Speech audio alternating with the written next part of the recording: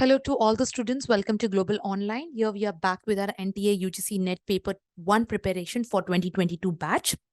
As you all are aware that the schedule is out and your examinations are falling on a specific dates. So we have decided to bring an entire revision series for paper 1, which will be consisting of your MCQs, okay, quick revision which will help you to understand, get the variety of questions from different unit and at one go, which will help you to prepare yourself best for your upcoming examination. The only thing you have to do is you have to watch this entire video without fail, take a note of important points and keep yourself, preparing for the examination. So yes, before we go ahead, a quick understanding that what does Global Online has more to give you for encouraging you to ensure that your preparation is doing well and it's going well. So we have a quick revision PDF for paper 1, which consists of 2000 plus MCQs, updated MCQs, current affairs, previous year question paper, and most repeated questions, which you can get at the given WhatsApp number. The fees is 599. For paper 2 also, we have notes and MCQs available. The list of paper 2 is available on the screen. Though the fees is 1700, but right now 25% of discount is going on this, and you can get this particular material and notes at a cost of 1275. So you can get in touch with us on the given WhatsApp number and ensure that you're preparing well with all the revisions for paper 1 as well as paper 2. In ancient times. So when we talk about Nalanda University, which of the following admission mode? So they are talking or they're asking about the mode of admission. So which of the admission mode was prevalent in Nalanda University? So whether it is the entrance exam, whether it is the interview, whether it is the good academic credentials, or whether it is peer discussion. So which exactly what mode worked for admission or securing the admission in Nalanda University in ancient times? The options are given below. That is entrance examination.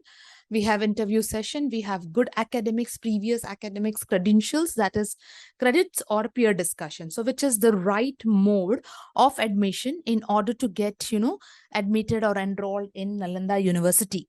So the list of the options are given below. You have to pick up the right option and come to the answer. So those who know, it's very good, but those who are not aware, at least make a note. The mode of admission which was prevalent in Nalanda was the entrance examination, that is entrance test. So let's have a look at it. So Nalanda University is one which is situated near Rajgira in Bihar and was probably the highest seat of Buddhist learning. So basically Nalanda was, the learning found in Nalanda was Buddhist learning. According to Hussein Tang's report, it was a 6-storied building. It was a residential university where the staff and students had a free board and the lodging facility, that is the accommodation facility. No fees were charged and the students were admitted with the tough entrance test. It means that this university had an entrance test examination mode of admission, and all those students who are cracking this mode of or who are cracking this examination were eligible for what? Were eligible for admission. And hence, here the mode of admission was nothing than other than the entrance examination. Okay. Now, next question we have is the assertion and reasoning question. I'm being telling you again and again, assertion and reasoning questions has to be looked like an assertion and reasoning questions. It means that you have to ensure that you are reading the question and you are having the connection of the question with the reason, nothing else. You do not have to put your perspective in picture. You have to just ensure that the question is actually as per the perspective of the assertion. So let's understand what is the assertion. The internet is a collection of interconnected computer linked networks by transmission mediums such as copper wires, or you have optical cables, or you have wireless connection. And the reason is World Wide Web is a collection of interconnected documents. So now they are asking us whether the statements are true, whether the statements has a correct explanation, whether they are false, or whether they are, one is false and other is true. So you have to first understand individual statements. Then you have to understand whether the reason is matching to the given assertion, and then you have to come down to the, come down to the right selection of answer. So once again, I'll read the question for you.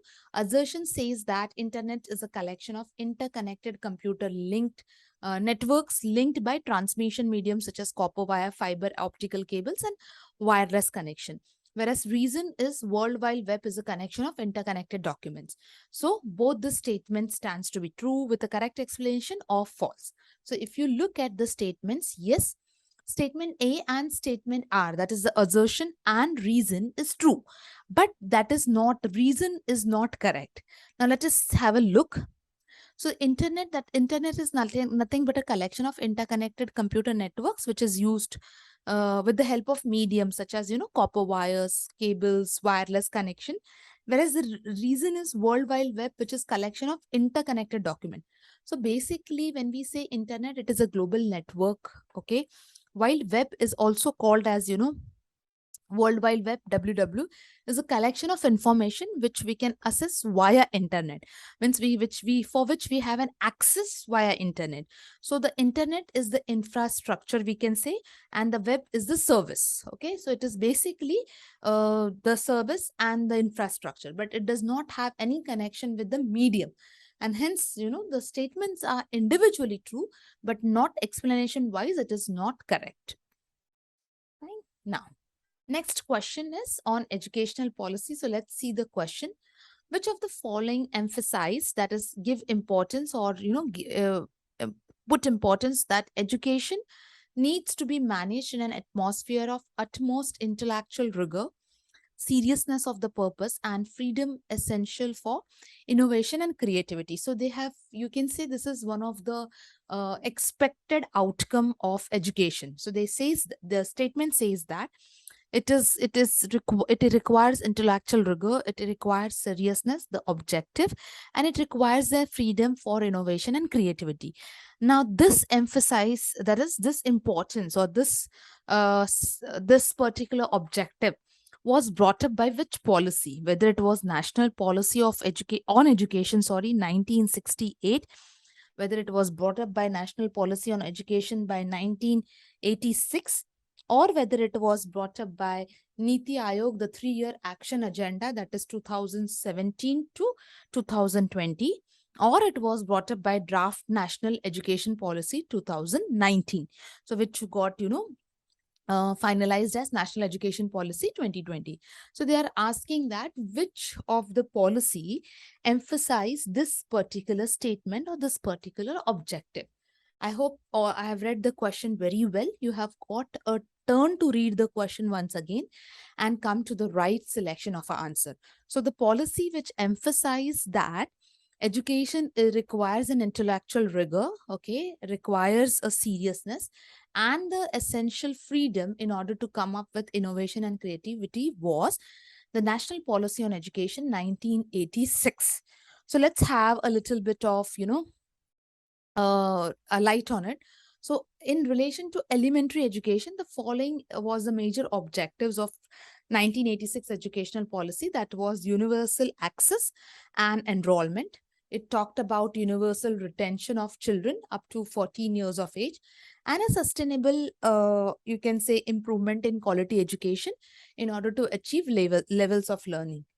Then it says that, no national policy on education, that is the national policy on education was the one which emphasizes, so the national policy of education was the one which emphasizes on what? Okay, which emphasizes on intellectual rigor, which emphasizes on seriousness of the education objective and the innovation and creativity. I hope it is very clear. Okay, so national education policy, see, I'm not saying the question comes, but definitely there is some part out of it. So you have to be, very clear with that also.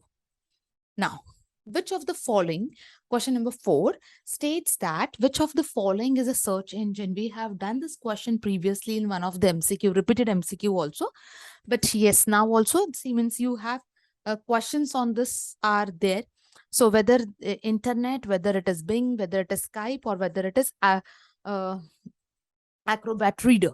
So which is a search engine? Now they are saying, or they're telling us you have to find a search engine. Please remember, the questions may get twisted sometime, which is not, or which is, which among them. So you have to be very careful in reading the question, and very minutely and with proper alertness, you have to read the question. So the one which is a search engine is the Bing. We have studied search engine and the softwares and the browsers also. So Bing is a search engine which is developed by Microsoft, whereas the internet is a global wide area network that connects the computer with the across the world.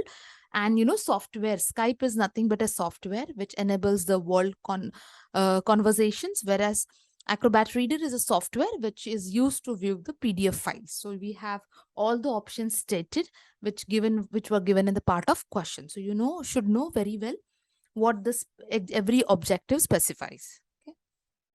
Coming to question number 5. Now, question number 5 talks about communication. So, communication in the classroom takes place in which of the following levels? So, we have, now see, many a times, as I said, communication and teaching aptitude questions are most, like, I'm not saying every time, but there is one question which is, correlated with communication unit and teaching aptitude. So you have to be very clear when you are answering such questions. Now they're asking us that communication in the classroom takes place in which of the following levels? They're asking us the levels, whether it is opportunistic meaning, whether it is surfical meaning, whether it is noise level meaning, or non-coded meaning. Now see, this question has came in a very different way. Normally you have some different way, but now let's understand. If you do not know about this question, I'll explain this question very well.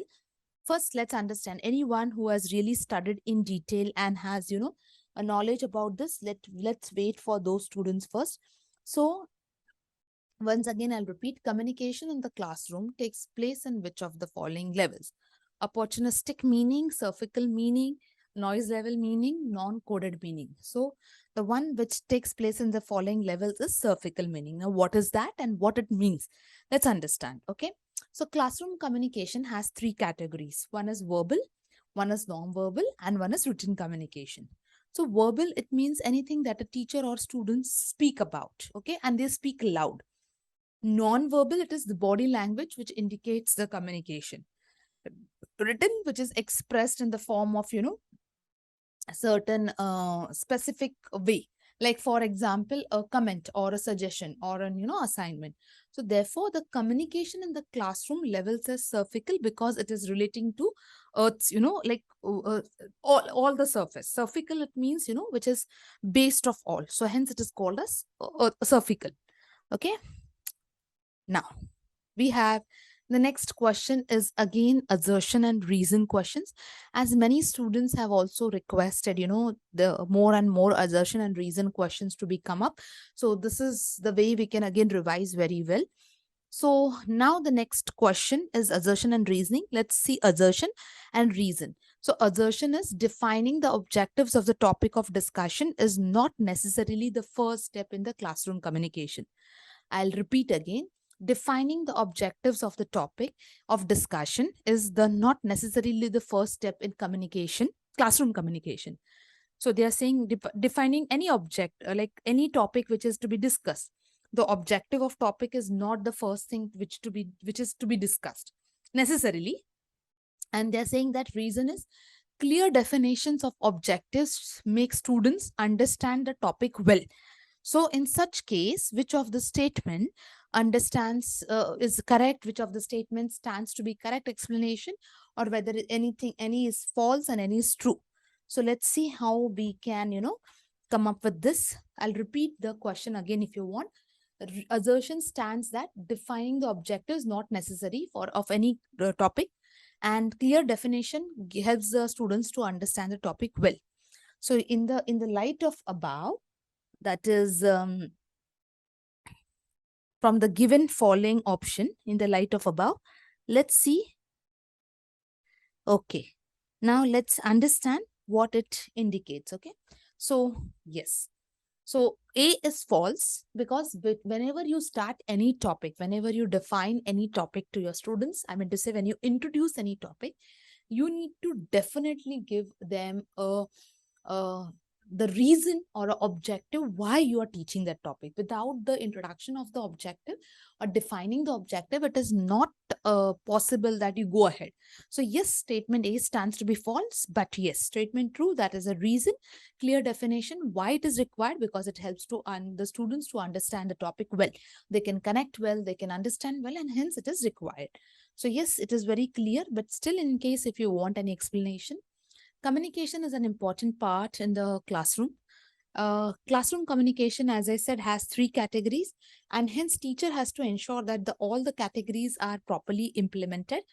And hence the first it's irrespective whichever category you take, but your first objective should be define the the purpose, whatever topic you're discussing, whatever class you're initiating a class, but define the objective of your session. Okay, now question number 7. So question number 7 talks about learner communication has relatively high potential of challenging. So learner communication has a relatively high potential of challenging teaching as a profession, innovative and creative ideas, methods of evaluation, or long-held attitudes. So what exactly is the one which is relatively at a high potential? So teaching as a profession, innovative and creative ideas, methods of evaluation, or long-held attitudes. So one which is very high potential of challenge is the long-held attitudes. Now how? Let's understand. So basically, the behavioral-based theories of learning, we have done this in our teaching aptitude, which conceptualizes motivation in terms of, habits, drives, incentives, and reinforcement schedule. Reinforcement, it means you are either giving a motivation or a punishment. That depends upon how the response is, which was very famous or popular in mid-20th century. So in these approaches, learners were assumed to be passive in the learning process, and research founded that individual differences between the people, that is the cognitive ability or the drive, that was the research which helped to find out the gaps. These differences were presumed to be fixed and to dictate the learner's responses with respect to environment, like such as methods of instructions or incentives and so on, for their motivation and performance. Hence, the learner communication has a relatively high potential of challenging the long-held attitudes, which is found in the students, you can say, or the learners, you can say. Right? Yes. Now, this is a question based on relation. So if you remember, when we talk about blood relation, I have taught you in the last session also how to do such questions. Okay. So in such questions, you should immediately start side by side. A is the father of B. So A is the father of B. Father. So this is square indicates male, as I told you last. Father of B. Now we do not know B is what, it's a male or female gender. So just, this indicates the relationship of father. Okay. Now, C is sister of A. So this is A. So C is the sister. So C is sister. So we'll put female, no? So we will put it into circle. So A indicates, square indicates male, circle indicates female. Okay. Now that is your choice, whichever you keep. This is just for your understanding what you do. You don't have to keep on writing. Okay.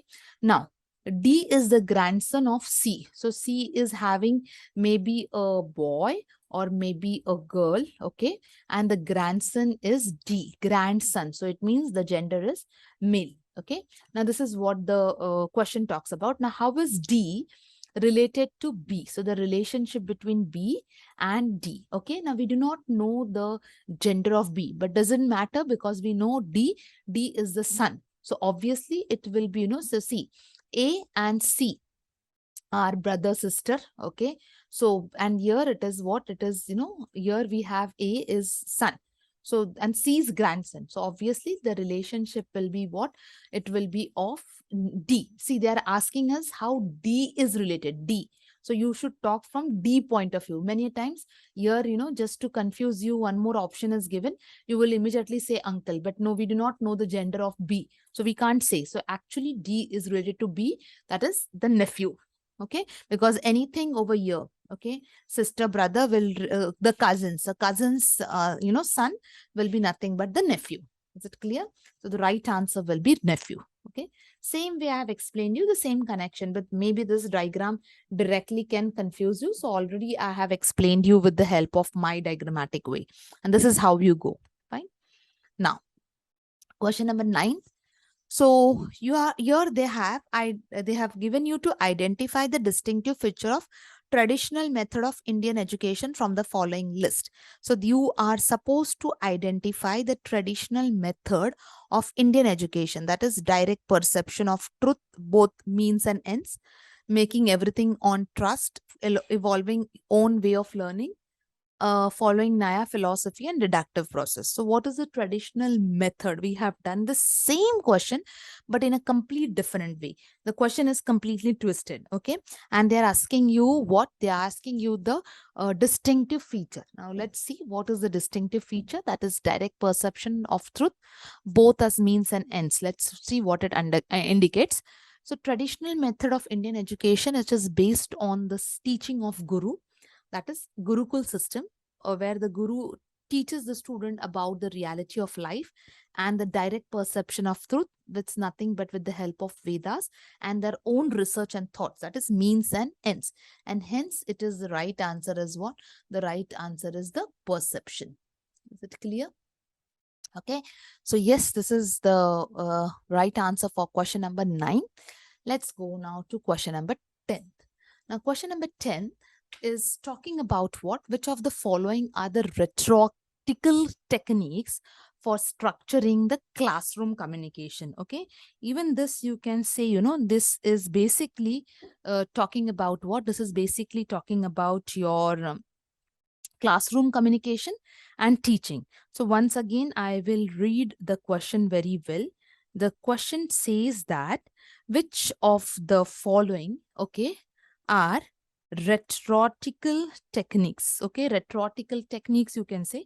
So rhetorical, it means, they are basically characterized in order to find out, the point, to make a point. The point of classroom communication. Rhetorical techniques, you can say, something which definitely give, a idea about a classroom communication, or you can say which will help you to understand, the cause and effect relationship, or it can help you to define or describe or explain. So just, elaborate it like that. Okay. So now, yes, let's see. Now let's understand. That is, which of the following are rhetorical techniques? That is relating the day's topic to the student's interest, providing scattered information to the target audience, smooth transition from one idea to another, avoiding the artifacts, or using media to improve the quality aspect of reception of messages, or opting for one-way communication. So which of the following are rhetorical techniques? They are saying the choices are given in the form of codes. You have to give them. So as I said, the techniques which helps you to describe, contrast, explain, define, you can also call it as, you can say compare. Like these all techniques comes as rhetorical techniques. So which of them stands? So you have a minute's time. You can, think over it, read the question properly, come to the options and then answer me. So whether it is relating to the day's topic, providing scattered information, smooth transition, avoiding the artifacts, or using media, or opting for one-way communication.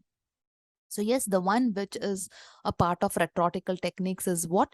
That is relating the day's topic, okay, elaborating, explaining, you can say, smooth transition from one idea to another, describing, you can say, and, using media to improve the quality of reception. It means comparing or contrasting. Okay, so this is what the rhetorical techniques. So let's have a look at, what are the rhetorical techniques actually, how it can be explained. So getting the students' interest connected, by experience or by prior knowledge, by explaining, as I said, sharing an outline with the students with the help of, assimilating the ideas, organizing the ideas, or making the topics, with explicit transitions where you can link the topic to the prior knowledge or something like that, which will help you to give an idea about what, which will help you to give the idea about rhetorical techniques. Okay. Now, Next is, this is one of the very, very, very common question, but still I have taken because it has been, regularly seen. So let's understand this question. The question is about, which of the following tools is a collaboration tool for providing virtual classroom environment? Okay. Which of the following tool is a collaboration tool for providing virtual classroom environment? A lab, a view, a tutor, a learner. So which of them indicates, the classroom environment, whether it is a lab, whether it is a view, whether it's a tutor or a learner? Everyone should go 101% right for this. So one, which is a collaborative tool, is a view, that is Amrita virtual interactive e-learning world, which has an e-learning experience, with the real classroom experience. It's a collaboration tool in order to provide virtual classroom environment. This is very common question, but yes, it is one of the most repetitive question, and that's the reason I have taken this for our revision class. Now, in the now some questions on research. In the post-positivistic approach to research, which of the following types of research gets emphasized? Okay, we have done post-positivistic and positivistic approach, positivism and post-positivism very well. In that, I have also taken a point of, which research gets emphasized, whether it is experimental, phenomenological, ethnographic, ex post facto or action. So they have given you the codes. You have to list them one by one. So which are the researches, or which are the research research types which gets emphasized in post-positivism approach?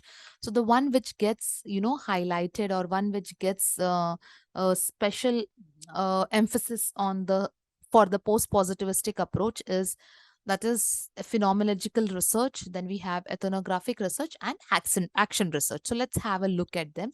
So basically, phenomenological research is that which have a lived experience,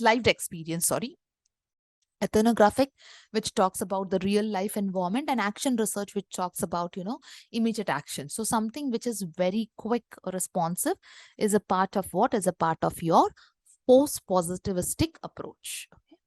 Now, next, effective classroom communication can transform what? Academic administration, academic marketing, teaching learning process, or management strategies. Actually, the question, they have made it look like tough, but the options given are very, easy to sort it out and come to the correct option. So effective. So when we say effective, it means some learning outcomes are to be defined. So which of the following, that is effective classroom communication, can transform academic administration, academic marketing, can transform as what? So one which transforms the following is nothing but teaching learning process. Let's see. So effective communication is nothing but the one which brings about, essential quality of teaching and better learning. It helps to share the idea, the information, which includes, thinking, speaking, arguing, and therefore it transforms, the teaching learning process. And hence the right answer is effective communication. Okay. Next, we have a which of the following evaluation system belongs to the category of innovative practice. So if you want to implement innovative practice, or if you want to come up with the innovative practice, which of the following evaluation system belongs to that category? Semesterized examinations, performance evaluation, portfolio-based evaluation, or learning outcome-based evaluation? Which of them? So the following list which come up with evaluation system regarding innovative practice as per the given list will be definitely learning outcome based evaluation. Because see, semesterized, it means it's like cumulative. Performance evaluation, it only will focus on performance. Okay, portfolio will only focus on portfolio, but everything, a proper evaluative way in order to bring out the innovative practice will be surely what? A learning outcome based evaluation. Okay. So learning outcome based evaluation, it belongs to the category of innovative practice. It is one of the systematic way, as I said, in order to achieve the intended results, that is the learning outcomes, and it is used as both. It is also called as planning, or it is also called as evaluation. Okay. Now, which of the following, now yes, in ICT generation, I mean to say on generation, once in a while a question has been, pops up in your examination. So that's the reason I've taken one question out of it. So here the question is, which of the following is most suitable for designated designated as fourth generation language. So nowadays, instead of, other features, languages are coming as, more part. So Agol, Java, C language, okay, or SQL. So which is being designated with fourth generation language. The one which is designated with fourth generation is SQL. That is, it is considered as a fourth generation language, okay, for as one of the programming language, which is closer to what? Which is closer to the human language. Okay, so that is the answer is fourth generation is SQL. Yes. Now we have 16th question. 16th question also we have done. But I hope you remember it, and you should remember, because 2-3 times when I took this question in MCQ, I have seen students getting confused and coming up with wrong answers. Hope that doesn't happen now. Let's see. National Disaster Management Authority is an agency of what? Jal Shakti, Home Affairs, Earth Science, Housing, and Urban Affairs. So it comes under Ministry of what? Whether it is Jal Shakti, whether it is Home Affairs, whether it is Earth Science, or whether it is Housing and Urban Affairs. So the one which comes, the ministry under which it comes is Home Affairs. So let's see. So National Disaster Management Authority is abbreviated as NDMA. It is an apex body of Government of India, and it comes under the Ministry of Home Affairs. Fine? Yes. Now, next. Which of the following sequence presents the most logical sequence of doing research? In short, this question is research steps. So I said research steps, one question definitely come, and it is seen that, there is a question. So you should be very careful. The only thing is that don't just go on a typical way. The questions are completely twisted. So sequence they are asking. So the options are identifying, defining the problem, formulation of hypothesis, testing and reporting, defining the population sample, collecting data and analysis of data, survey of research, defining the research problem, collecting data, presenting the outcomes, defining the variables, hypothesis, testing and reporting. So in such cases, what you should see, you know that what is the research sequence about. Okay, what comes in after what. So you should always see question from that point of view, wherein you have all the things, though they are not listed in a typical terminologies, but definitely which consist of all the points. So if you look very clearly, obviously the right answer is option number 1. Why? Because see, it's talking about not only to identifying and defining the problem. In some question it is given as population, and somewhere it is not given only. Then formulation of a hypothesis, we test the hypothesis. It means we collect the data, we test the hypothesis, and then we come to reporting. So yes, this stands to be the correct logical sequence of what? Of doing a research. So yes, so here, identifying and defining, formulating, testing, and reporting, as per the given question, stands to be what? Stands to be the correct sequence of logical sequence. Okay. Now, the purpose of ICT used in education. This is one of the very common question. Sometimes students got confused over here, and many times I didn't get 100% result for this question. So let me check now how many of you are really right with this. The purpose of ICT is to attract the students, to make teaching learning interesting, to optimize the learning outcomes, or to promote the technology culture in teaching. Very easy question, but students always get confused. So the most effective purpose is nothing but optimizing learning outcome, not to make teaching interesting. Many of you must have marked that. Please remember that is just, that is use of PPTs for that purpose. Otherwise, the basic purpose is to optimize the learning outcomes. Now, ICT, yes, it is one of the mode of education through which education, can be disseminated with the help of technology, which not only supports but also enhance, and it helps the student to make sure that they are improving with their learning as well as teaching method. Now, in the spectrum of teaching methods, which of the following is called as dialogic? So now they are talking about the teaching spectrum, and with that they are saying that this also a lot of times, this question has been appeared, but still date some students have made a lot of mistake in this simple question, but they have made mistakes. So basically dialogic, it means nothing but it is related to what? A dialogue forms, okay, to characterize, to pertain the information or the person.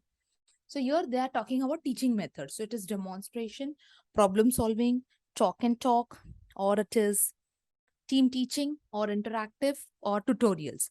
So you should say that it is dialogic. Dialogic, it means where we use the forms of dialogue. Okay. So yes, you have time to come to the question and list them out. Yes. So the right answer is option number 4. That is problem solving, where you speak, solve your problem. When we have interactive session, because you speak again in that. Then we have tutorials. Basically, it is for your understanding. Team teaching, demonstration, and chalk talk may not come up with what is dialogic. It can be one way. So they are not a part of what teaching spectrum with dialogic method. Okay, so yes, dialogic means talk most effectively in order to come up with a teaching learning process, which is not just between a student and a teacher, but it is just not a presentation. It involves problem solving, interaction, tutorials, which is considered as one of the dialogic teaching method. Oh, sorry. I have just, okay, I think I just missed one slide. It's okay. Sorry for this, but let's go to the question. The intention is to make the question clear. In which of the following format research abstract is must? So they have given you this question we have done but in one code. That is not, just one answer, but here they have given different codes. So research article, seminar paper, thesis, and research synopsis. So yes, it is basically research article, seminar, and thesis, not research synopsis where your research abstract is needed. Research synopsis, just it is a complete journey, not only the abstract. Okay. So yes, research abstract is must. Research, it's basically an overall purpose of the article. So paper has been presented in a seminar or among the group of people used in academic setting. Or thesis, basically article which is summarized. So it is needed in all except the what you called as research synopsis. Okay.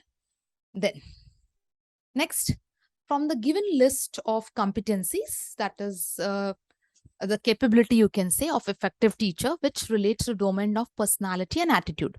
So which of the following options talks about personality and attitude, whether it is locus of control, whether it is communication, whether it is managing, whether it is self-efficiency, whether it is teacher enthusiasm, or whether it is organized and orderly. So personality and attitude. Locus of control is nothing a span of control. How does a teacher control the students? In case any new student, actually this is a management term. So if you're not aware, you can understand this meaning of this question. Okay. So yes, one which talks about what the competencies. So from the given option, the one which talks about the personality and attitude of a teacher is the locus of control, the managing ability. Yes, then the self-efficiency of a teacher and the teacher's enthusiasm. Managing, communicating, being organized and orderly, that many of them, it is not specifically the personality and attitude, it can be a situational demand. So these are the only things which will talk about what? The personality and attitude. Okay. So locus of control, as I said, it is, basically the dynamics of behavior, how you monitor or regulate, that is control. Self-efficiency, it is, specific action for a specific task. Enthusiasm is the level of enjoyment in your profession. So yes, this is what a part of personality and attitude. Now, in which level of teaching lower level learning outcomes get focused? Question on memory level or understanding level or reflective level also is very common. So where it is lower level. So now we have done this so many times without any second thought. And without any mistake, this question should be very clear.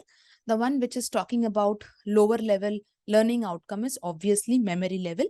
So memory level is basically focusing, on rote learning or lower classes. And yes, it is the one which is required for your understanding and reflective level. Now, yes, next question.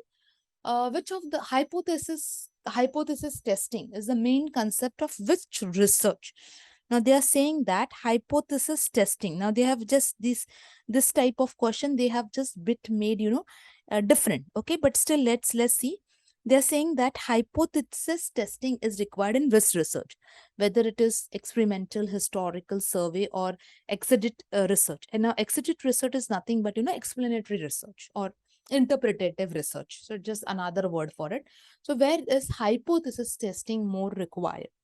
Yes, no doubt the hypothesis testing is required in experimental research. So experimental research is nothing but, where the relation between two variables is tested using the scientific method or with the help of statistical method in order to take a decision. So yes, testing is required in experimental research. Okay. Now, a university teacher intends to study the relationship between aspiration and achievement of rural children. So which design of research will be used? That is experimental, ex post, historical, and survey. See, such type of questions are very common. They just change the examples and they tell you the method of research to be used. I'll read again the question for you. They are asking that which of the following method will be used in order to understand the relationship between the level of aspiration and achievement of rural children. So from the given list, the one which will be used is X, because you have, ex post factor. It is something related to past context of research. So ex post factor is nothing but the qualities which are already existing, which are compared. Okay. So here the university teacher is studying the relationship between the level of aspiration and achievement in the form of what? Ex post facto research design. Fine. Yes. Now you have the questions that is, in the form of numerical, but now they are saying that HPU is 9, JNU is 9, then DU will be what? So for this, again, as I said, alphabets, it's better you write and keep. It will be easier for you. So if you see, that is A, B, C, D, E, F, G, H, I, J, K, L, M, N, O, P, Q, R, S, T, okay, U, V, W, X, Y, Z. Okay. So this is 6. So this is 10, 10. So this is where you should not write and keep, it becomes easier. 1, 2, 3, you can't keep on playing. It is 10, 10, 6. Okay. So it will be easier for us. Now see, H is standing at the place of 8. Okay. 8. H is 8. P is standing at the place of 10. No. So 10, 11, 12, 13, 14, 15, 16. Okay. 8, 16. And U is, U is 21. So 21. So if you see 8 plus 16 plus 21. Okay, so let's do it. 24, 8 plus 16 is 24 plus 21. So we get here it is 45. Okay, this is 45. So something should be common actually. If you go JNU, so J will be standing at a place of 10. Okay, N will be standing at a place of 15, 14. Okay, you have to do a little bit quick, and it is 21. So 10 plus 14 is 24 again, plus 21. So again, it comes as what? It comes as 45. Okay. Now let us see what is DU. We have not came to the answer yet. DU, D stands at the place of 4. Okay. Plus U stands at the place of 21. So it comes as what? It comes at 25. Okay. So if you see 25, so if you see what is most common among them, so if you see 4, 45, 45, 25. So 6 and 4 obviously will not be common. 7 will not be common. So let's just see 5. Okay, divided by 5 gives you 9. Okay, if 45 divided by 5 gives you 9. Okay, and divided by 25 divided by 5 gives you 5.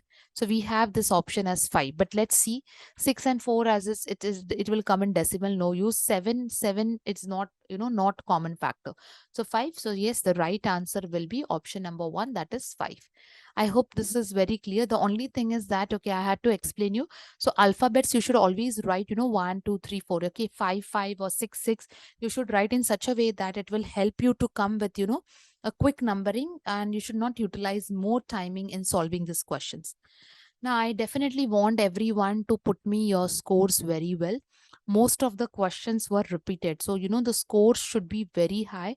On a scale of 25, what are your scores? We'll definitely like to know in the comment box so that we can come up with, more such questions, which gives us a motivation to come up with such questions at a stretch, which will help you to revise the things and concepts very quickly and easily also. Thank you, everyone. See you in the next class.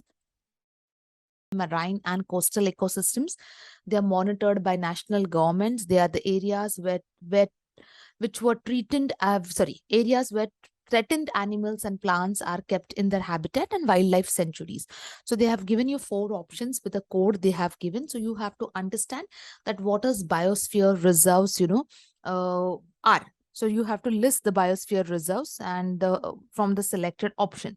So now let's see. The right option will be option number 1, that is area comprising of terrestrial and marine and coastal ecosystems, which is monitored by national governments. Now let's understand a bit of biosphere. So biosphere is nothing but an ecosystem. So biosphere, this is a biosphere. It's nothing but an ecosystem with plants, okay, and animals of unusual scientific and natural interest. These are the ones which these reserves are the terrestrial, marine and coastal ecosystems which are monitored by the national government, that is a specific government of the country. So they are nothing but an ecosystem with plants and animals with unusual scientific and natural interest. Then we have the next question is question number 27. It is talking about non-traditional teaching and learning strategies, which lays emphasis on. So they are asking about traditional techniques or strategies, which is laying the foundation. I mean to say, which lays emphasis on importance too. So non-traditional. So remember, we have done this point, traditional and non-traditional. So they're talking about what? They're talking about non-traditional. So it includes what? Students need based resources, resource materials and learning standard, developing skills, attitudes, and values, promoting in-box thinking, lecture-based model, acquiring knowledge necessary to respond creatively. Oh, sorry. Sorry. This answer is reflected. I'm extremely sorry for this. But okay, anyways, we are understanding the question. So now here, non-traditional teaching and learning strategies. So if you see, promoting in-box thinking and lecture-based model, that is option number 3 and option number 4. You are straight away your odd man out. So if you see 3 and 4, you're straight away or your odd man out, because in-box thinking and lecture-based model, it's nothing but they are called as what? They are called as your traditional model. So obviously it can be eliminated. So even if you eliminate it, see the answer comes 1. Okay, but let us understand it in a proper way also. Students need based resource material, yes, as per the needs, developing skills, attitudes and values which are currently which represents the current scenario. So yes, in-box thinking, no, it is traditional. Non-traditional will come as out-box thinking. Lecture-based model, no. Interactive model will be non-traditional. Acquiring knowledge necessary to respond creatively, yeah, creativity is nothing but it is a non-traditional way. So here the option number 1, option number 2 and option number 5 will be the right answer. Okay, so yes, the non-traditional teaching and learning strategies needs to be well understood before any appropriate comparison it to be made with the older techniques. So we have traditional and we have non-traditional techniques. Okay, now it emphasizes on the needs of the students based on the resource material and learning standards. So when we talk about non-traditional, they are more emphasizing on what? The situation, the scenario. It focuses on developing the skills, attitudes, and values, which I told you. Now, skills, attitudes, and values are developed as per the industry interface, which is as per the current scenario. And acquiring knowledge, which is necessary. They acquire the knowledge in order to respond creatively. That is also a part of what? Non-traditional way of teaching. So this comprises of what? It comprises of non-traditional teaching learning strategies. Okay. Now, question number 28. Question number 28 talks about which of the following provides the everything vision that guides research into a socially relevant areas. Now, this particular question, maybe many of you will definitely go right.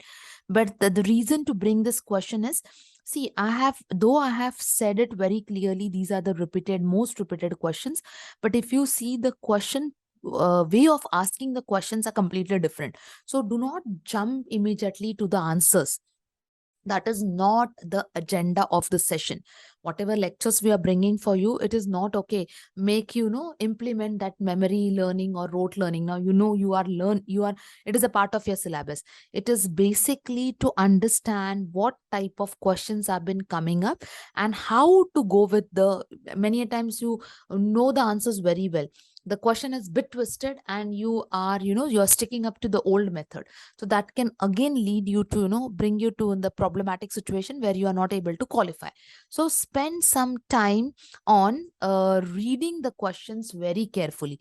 Ensure that you are reading the question properly, and you are answering it in such a way that which is required, or which is coming to the correct form of answer. So when we talk about which of the following provides a vision that guides the research into the socially relevant area, so you have the options as Arila, Imprint, Nirf, and Swayamprabha. So it is talking about what? It is talking about the socially relevant area. So out of which, in research. So what are the key terms? Research and socially relevant areas. So now you can come to the answer, and most of you will definitely be right. So when we say that is research to the socially relevant areas is Imprint, that is, it provides the overarching vision that guides research into the areas which are predominantly socially relevant. It means which are relevant to the society. It is the first kind of Ministry of Human Resource Support at the PAN, IIT, and IISC, that is Science Council, a joint initiative to address all the major science and engineering challenges, which are, a part of which helps to address as well as enable, empower, and embolden the growth and self-reliance. So this is how it works out. Okay. And please remember, I have told you, make sure that the next coming questions, in case if you're right, it's well and good, but the skill of reading the question is very, very important, and we are emphasizing on that since long. So if you have that skill, you will definitely crack your examination in a smooth way. And if not, then you have to learn that skills and ensure that you are implementing in the right form. Okay. Question number 29, a green building. Now here they are just mentioned a green building. The one which uses minimum amount of energy, the one which generates waste, the one which consumes a lot of water, the one which conserves natural resources, the one which creates space for healthy living. So what is a green building? Okay, that is a form of people development and environment question. So green building out of this comprises of what? I'll read the option once again. Minimum amount of energy, generates waste, consumes lot of water, conserves natural resources, creates space for healthy living. So what you feel, can be a part of green building. So from the given option, you can even eliminate. So even if you eliminate, you have to check, proper the options. Many times that elimination may not give you a very quick answer. That's how, the strategy of the paper setters are. So you have to be careful. Okay. Yes. The right answer will be option number 2. That is the one which uses minimum amount of energy, the one which, conserves natural resources, that is saves natural resources, and the one which creates space for healthy living. Consuming lot of water, generating waste, that is 2 and 3 are odd man out. So even if you see, so 3 is, eliminated and 2 is eliminated. So here the right answer comes option number 2. But still, as I said, it is better to go always, to cross check the topics very well before you come to the right answer. So some of the important features which make a green building or building green, like for example, where we have a minimum use of energy, water, and other resources. It helps to conserve natural resources by reuse and recycling methods. So reusing and recycling are the best way to come up with the concept of building green. use of material that are non-toxic, ethical, and sustainable, which, where you're following all the code, okay, a code of society, that is code of society for a healthy living, sustainability, that is you're not taking, or you're taking care of your present generation also, as well as you're taking care of your future generation also, consideration of environment, that in design, construction, and operation, that creates healthy space for living. So yes, when you find these concepts define it as what? Green building. Okay.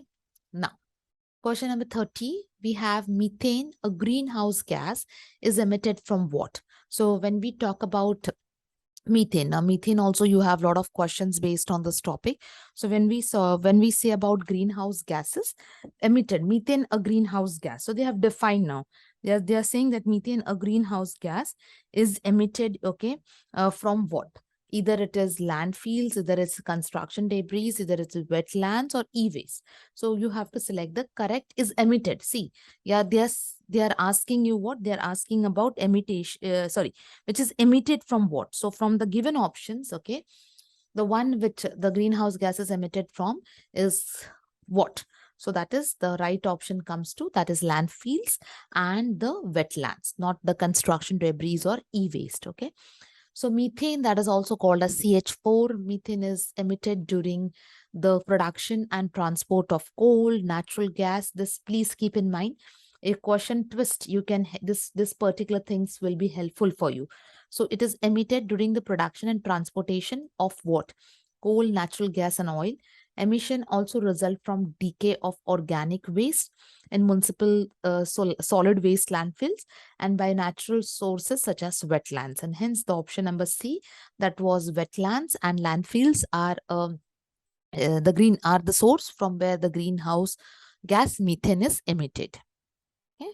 Now, we have done this. I hope this question was yesterday also, but here the question is different. So please read the question very carefully and then come to the answer. Don't again jump to the answer.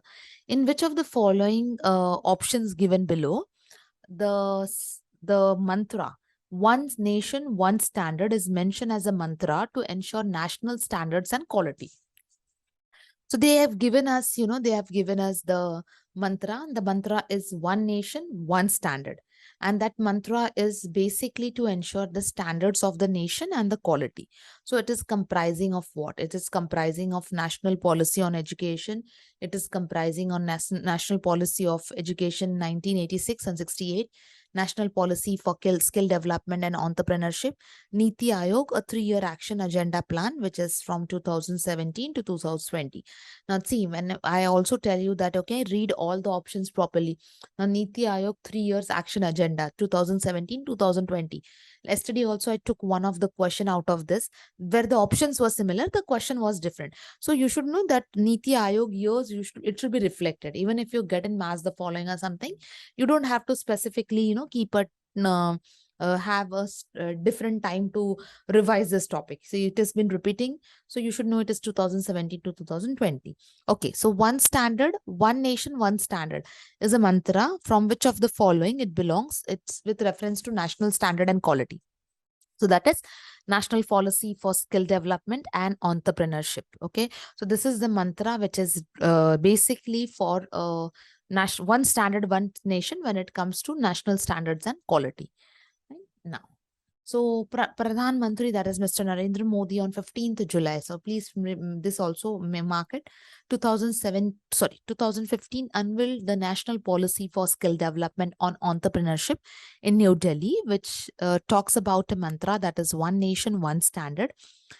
In order to, ensure that the skills are globally aligned, and the Indian youth are aspire to secure local, national, and international job opportunities. So it is basically to ensure that the opportunities given coming up with the nation's youth are, are in form of one standard, one nation. Now, which of the following term is related to the digital learning environment for design? So they have given you the terms. Okay. The terms are, the terms are e-Vidwan, the terms are e-Acharya, e-Kalpa, e-Yantra. So which of the following, okay, the question says that is the term which is related to digital learning environment, whether it is E-Vidwan, whether it's E-Acharya, whether it's E-Kalpa, or whether it is E-Yantra. So the one which is related to digital learning environment for design is your option number 3, that is E-Kalpa. So now let's have a look. We have done this, but still any of you have not revised it or are not able to recall. So here it is once again for your revision. A mobile app that is e-kalpana. So it is written minutely, make a note or concentrate and understand. So e-kalpa is nothing but a mobile app which is related to digital learning environment for design, which was developed for better reaching to the farming community. So basically it was for the farming communities. It is the integration of 5 major services, very, very important. Farmers who issues reporting and supporting, synchronized farming, farmer dairy, knowledge-based and notification that is available in English, Hindi, Malayalam, Kannada language. So this is a mobile app which is basically for the help of what? The farmers committee. And this is how it solves the, issues, and it helps to reach to the better communities. Now, the share, now here this answer should be 101% right, because as I said, these are the repeated questions. I have not taken these questions all together, same in one session, but I have taken it in different sessions, but I have taken all these questions. So in fact, yesterday I didn't get any scores in spite of putting a message to you all. You should definitely get right answers for all these questions. So like yesterday 25, I can understand maybe, but 20 above was expected. And today also we have the number of questions. On an average, we have 20, I think more than 17, 18 questions we have. So at least you should be able to score 15 on an average of, total number of questions, because that is what expected. These are all the previous year repeated questions, and you should be very well versed with these questions. So the share of which of the following sources of energy in electricity generation in India is least? So they are asking us now again here, read it very carefully. During the exam pressure, least, high. So no, many times you get little bit, I mean to say, nervous, and you just overlap or overread the words. So they are asking us the source of energy in electricity generation in India, which is least. So is it thermal, is it solar and wind, is it hydro, or is it nuclear? So you need to give an answer for that source of energy which is least. So yes, as I said, you should know the source of energy and you should know the percentage, because I have already taken this very well in the class. So the source of energy which is least is nothing but it is nuclear. That is, 2.4% of electricity. It contributes 2.4% of the electricity generated in India. But according to the recent research, it reflects that the share of nuclear energy is almost, least. It's least among all, which means that the future development of industrial sector and growing demand for civilian population, the electricity generation structure should be modified. So this is an alarming, maybe like an alarming understanding that, okay, this is what we have less, and you can, if needed, we can think about the future, and, you can come up with some alternative plans. Now, we have the question that is assertion and reasoning. So this is basically an ICT question. So assertion is on sniffing may be used to steal data or information over a network. So they are asking about sniffing, which is basically to steal the data or information over a network. Reason is sniffing is the process of monitoring and capturing all the data packets passing through given network. So sniffing, as I said, used in stealing information, and it is a process of monitoring and capturing all the data which is passing through the given network, whether it is both are correct, both are false, whether it's a correct explanation. Sniffing, spoofing, all these terminologies I have taken when I have taken ICT topics. So you should be very well versed with that. In case if you're not studied it once, just go through the combined concept, and then, go for the MCQ preparation. Okay, so let's see. Yes, both the sniffing, that is used to steal the data, yes, and it is a process of monitoring and capturing the data. So yes, it is basically out of this, and it is a correct explanation. So sniffing involves inspecting, capturing, decoding, and interpreting the information inside a packet, that flows with TCP, that is transfer protocol, with the help of IP address. The sole purpose of this, is to steal the information, which is usually in the form of user ID, passwords, or you can say network details or credit card numbers. And hence we can say the given reason is correct, with the respect to what, with respect to your given assertion. So just please remember that, it is basically to understand that it is a process where the information is not only inspected but also the stealing part is done. So this is what you need to keep in mind very well when you're talking about when you're talking about the terminology from computer, that is ICT. So TP, as I said, it is a transmission control protocol which is connected with related to internet protocol, that is IP. Okay, so just be careful with that. Now, in the computer related activities, so they are asking about there are more questions today related to ICT. So every day I'm just focusing either on research, either on sorry. So these questions will help you to revise the terms very well. So now let's understand. We are talking about computer related activities. Which of the following is inappropriate? Now see, here also how they have very smartly, they have given the question inappropriate for describing a language translator. So which is not appropriate. Instead of using the word not, they have given as inappropriate, which is assembler, compiler, interpreter, or codec. So which of the following related activities is not appropriate when it comes to describing a language translator? The one which is not appropriate is codec. So codec is a device, it is a computer or a computer program which encodes or decodes a digital data stream or a signal.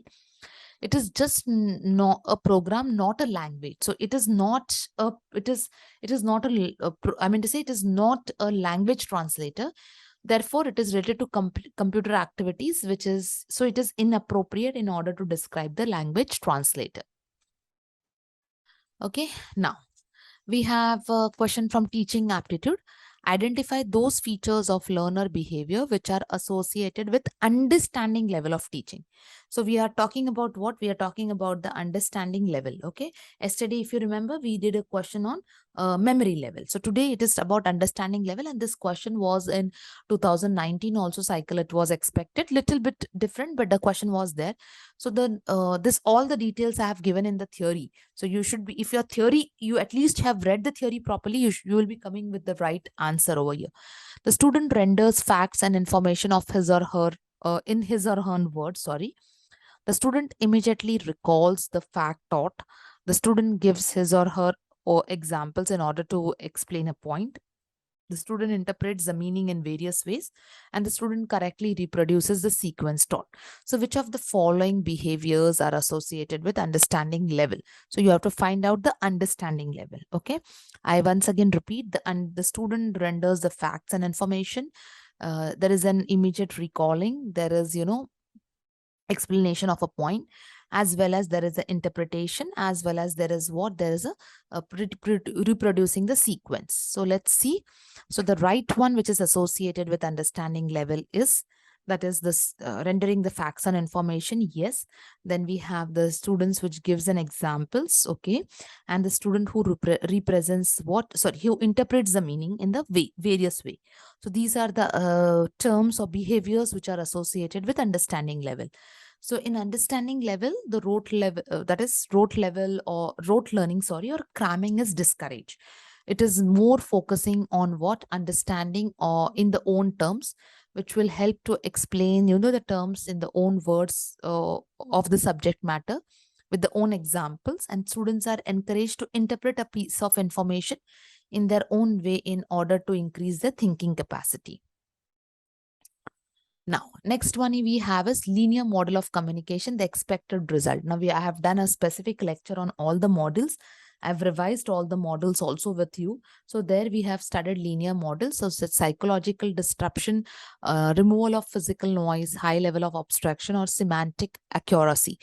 which of the linear model of communication is in the linear model. So in any given linear model, which result is expected? Which is the result which is expected? So it is semantic accuracy. Now, what is that? So in linear model, the communication is one way, where the sender only sends the message. The receiver doesn't give feedback. So when we say one way, there is no feedback which is expected. The message is encoded and transmitted through a channel, that is a communication channel. The sender is more prominent in linear model of communication. One of the primary expected outcomes of linear model of communication is semantic accuracy. Now, what is this? It means that it is used to avoid the message which has been distorted in any manner through a direct communication process. So with the help of direct communication process, the message has been distorted. Okay. Yes. So now we have the next question is question number 38. Effective oral communication demands what? Now see, oral communication, so we know, but effective. So if you are talking about effective oral communication, you can do this question with odd man out. So you know what is the meaning of effective. We have done one question on effective communication yesterday also. So effective communication will result into what? Self-confidence, long pauses, consistent practice, business-like approach, knowing the audiences, or aggressive question. If you go with the one also, no, you will be able to come up with an odd man out. Okay.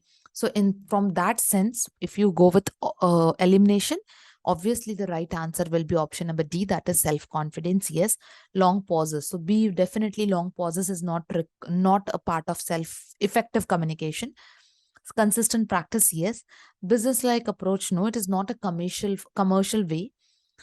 Knowing the audiences, yes. Aggressive question. So B and F. So if you see B and F, if you eliminate B and F, it is there in most of the options which are very strong. Your right answer will be option number D. Okay. So anyone who is willing to communicate in an efficient manner should have the qualities like self-confidence, should believe in own communication, should speak fluently with the, improve the previous attempts with if in case any mistakes have been done. They shouldn't, it is also familiar with the nature of the audience that, they are able to communicate the messages effectively and across the board. Okay. Now we have the next question, which is on research aptitude. A researcher, while reporting his research findings, gives weightage to the stakeholders' perspective. Now we have done this concept of stakeholder very well. So all those who are related to research, okay, in a qualitative research theme. So that will be called as violation of ethical norms, bias and prejudice, disclosure of reality situation, inappropriate interference of others in, research. So which of them leads to what? Qualitative research theme, reporting or qualitative research theme. So the one which reports, results into qualitative research theme will be the disclosure of reality situation. So as I said, stakeholders are all those people who show their interest in the research. They are both supportive, for the research. So in reality, in reality, a stakeholder is involved in research. If one researcher discloses that the stakeholders' perspectives qualitative, this will involve the disclosure of reality situation. So which should not be, obviously, which is one of